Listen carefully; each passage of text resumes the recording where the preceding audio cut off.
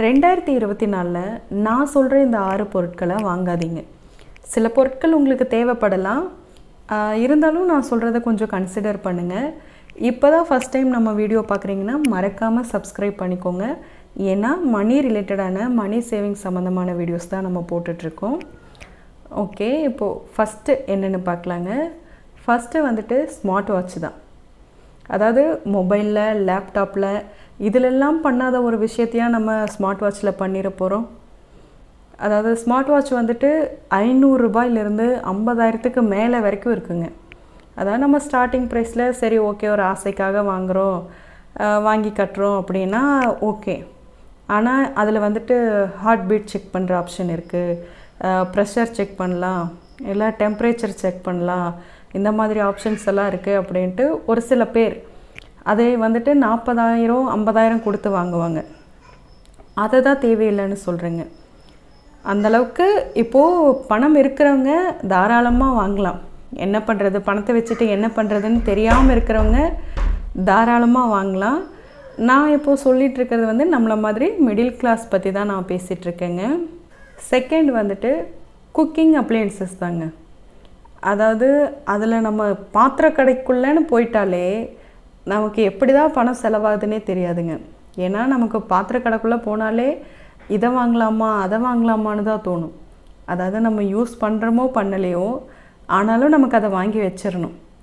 வாங்கி வச்சுருவோம், ஆனால் நமக்கு தேவைப்படும் போது தேடினா கூட அது கிடைக்காதுங்க. இந்த மாதிரி தான் நிறையா பேர் நம்ம வாங்கிட்டுருப்போம். அதில் வந்து சில பொருளெல்லாம் இருக்குங்க. அதாவது இப்போது புதுசாக வந்திருக்குல்ல இந்த முட்டை வேக வைக்கிற மிஷின், இந்த டோஸ்டர், அப்புறம் ஓடிஜி, இதெல்லாம் தேவையானா நம்ம வாங்கி அந்த ஆசைக்கு வாங்கின உடனே அந்த ஒரு தடவை மட்டும்தான் நம்ம அதை யூஸ் பண்ணுவேங்க. அதுக்கப்புறம் நம்ம அதை யூஸ் பண்ணவே மாட்டோம், தூக்கி எங்கே போட்டிருக்கோன்னு கூட நமக்கு தெரியாது.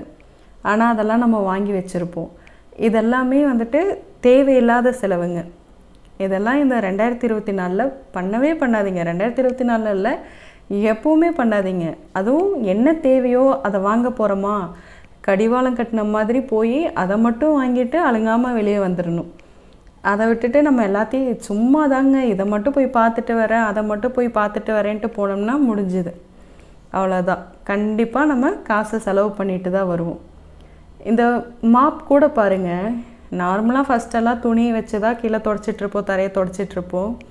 அதுக்கப்புறம் சரி மாப்னு ஒன்று வந்துச்சு, அதை வாங்கி எல்லாம் யூஸ் பண்ண ஆரம்பித்தோம். இப்போ அதுலேயே வந்துட்டு ஸ்பின் மாப் அது இதுன்ட்டு அதுலேயே இன்னும் நிறையா வெரைட்டி கொண்டு போயிட்டுருக்காங்க. அது எல்லாமே காசு செலவு பண்ணுற வழி தானுங்க. அதை பார்த்த உடனே ஓகே இதிலிருந்து அதை நம்ம மாற்றிக்கலாம், இன்னும் கொஞ்சம் அது அட்வான்ஸாக இருக்குல்ல அப்படின்னு நம்ம மைண்டை மாற்றி அதை நம்மளை வாங்க வச்சுருவாங்க. இது எல்லாமே காசை கரியாக்கிற வழி தாங்க. அடுத்து செப்பல் தாங்க. அதாவது ஒரு சில பேருக்கு என்ன பழக்கம் இருக்குன்னா, அவங்க போடுற ட்ரெஸ்ஸுக்கு மேட்சாக செப்பல் போடணும் அப்படின்னு நினைப்பாங்க. அது வந்து என்னவோ நம்ம அப்படி போட்டுட்டு போனால் தான் ஐயோ எல்லாருமே நம்மளை பார்ப்பாங்க, எல்லாருமே நம்மளை தான் பார்ப்பாங்க, நம்ம வந்துட்டு அப்படி கரெக்டாக மேட்சிங்காக போட்டுட்டு போனால் தான் நல்லாயிருக்கும், நம்மளை பற்றி தான் எல்லோரும் பேசுவாங்க அப்படின்னு நினச்சிட்டு ஒரு சில பேர் அப்படி பண்ணுவாங்க.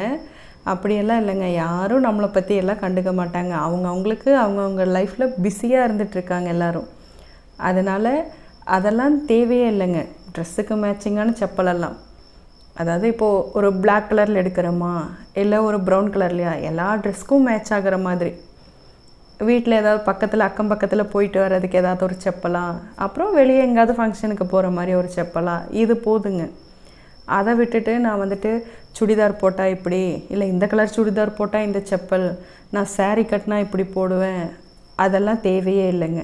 அதெல்லாமே வந்துட்டு தேவையில்லாத செலவு தான். அதுக்கடுத்து ட்ரெஸ்ஸுங்க.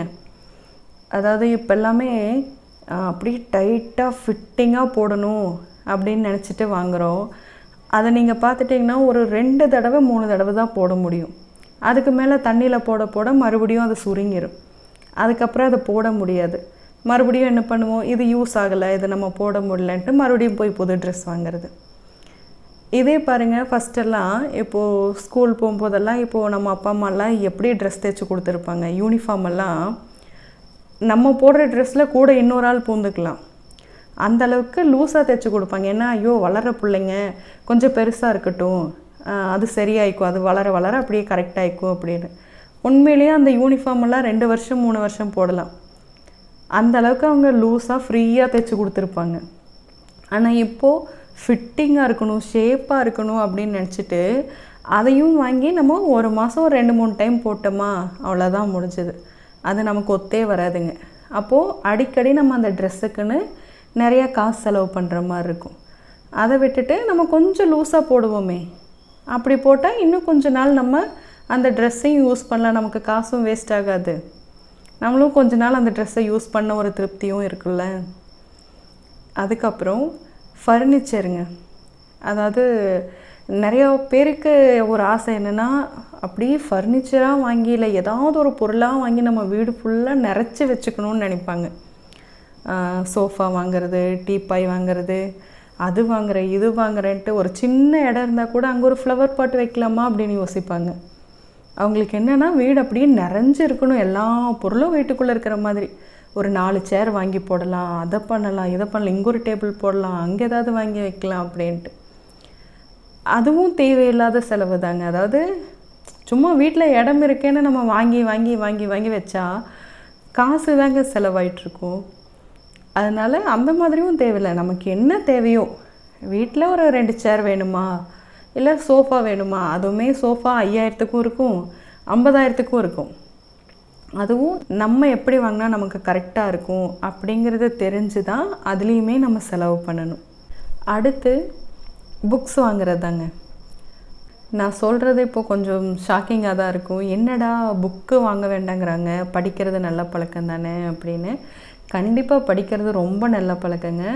அதெல்லாம் புக்கெல்லாம் தாராளமாக படிக்கலாம். இருந்தாலும் புக்கை காசு கொடுத்து நம்ம வாங்கி படிக்கிறதுக்கு ஏதாவது மொபைலில், லேப்டாப்பில், கிண்டல் ஆப்பெல்லாம் இப்போ வந்துருச்சு இல்லைங்க, அந்த மாதிரி எல்லாம் கூட நம்ம படிச்சுக்கலாம்.